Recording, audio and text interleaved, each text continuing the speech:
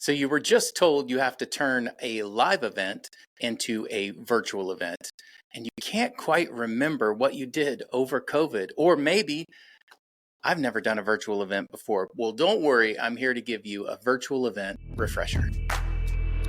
Welcome to the Event Pro Show, your ultimate guide to the world of corporate events. Whether you're a corporate event planner, experiential marketing pro, producer, technician, or anyone involved in creating exceptional events, this podcast is your go-to resource for valuable insights, expert tips, and inspiring stories from the industry's leading professionals.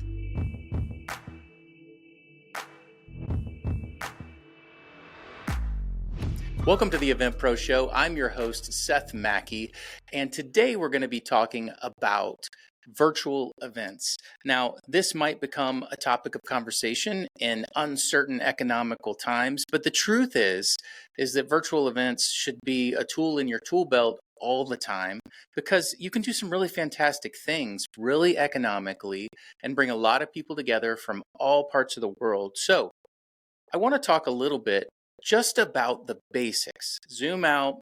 We're going to talk about the basics of virtual events and maybe just levels of virtual events. So it can help you start thinking about what is the right size solution for what I'm being asked to do. So with virtual events, you have to remember, first of all, there's kind of two components. There's the production side and there's the platform side. More on that in a minute, but let's talk about the production side. So the most basic type of virtual event is what I call a Zoom style event, just because Zoom is so widely used, but you could be talking about Google Meets or whatever. But in a Zoom style event, typically it's quick to deploy. It's an internal meeting. There's zero fluff and no production. It's something that all of us do on a daily basis. I bet you right now you probably sat through at least 2 Zoom meetings before listening to this. Everybody does it. It's happening all the time because of remote work or hybrid work or some version. So everybody understands that. You can communicate quickly to people all over the world, but there is zero production quality to it. And a lot of times that's just fine. That's great. You can take that Zoom style virtual event, for lack of a better term, and you can present to a group. My son is actually a representative at a large corporation, and he goes around and presents to sales teams, but he also sets up a Zoom component to it so people can join and see what's going on. You can do that. You can set up a presentation and you can push that out to Zoom or something like Zoom so people can consume that info. But the downside to that is there's really minimal interaction. You can, do the chat. You can have somebody kind of monitoring the chat, and you can, do, I see that, Bob from Arizona, you're right. That could be a problem. Let me address that. You can start getting into a little bit of interaction, but again, you're restricted a little bit by the constraints of Zoom or your common commercial platform. And this presentation one-to-many could start to have production elements. So you could start adding multiple cameras, switching. You could have a video team there with some good lighting. You can start making the presentation look pretty nice. So your production can start going up. The next level up from that, of this Zoom style event, would be multi-location to many. So what I mean by that is, in this environment, you start having coordinated production. So you would have teams in maybe, Scottsdale, Chicago, and Orlando. And you have a video set up at each one. These videos stream to one central control location. It could be one of the 3 locations, or it can be a 4th production location. All of those sources are mixed together, graphics are added, and pushed out to many. So this starts getting into a little bit more complex production, but you still can push it out on a Zoom meeting, or you could do something like YouTube or Facebook or these types of platforms where people can access them easily, but you can go pretty crazy with production at this point and make them look really nice. The problem is, what if you want to start getting into, ticketed events, experiences, something that more simulates a convention? Well, this is where the next component gets added on to the production elements I'm talking about. This is where you start looking at platforms. And there's a lot of virtual event platforms, and they provide wonderful tools from the beginning all the way to the end. So for example, great marketing, ticketing, access control, different levels. And then within the event, you can have, like a general session area where a live presentation is happening and people are joining, but then you have a lot of breakout sessions.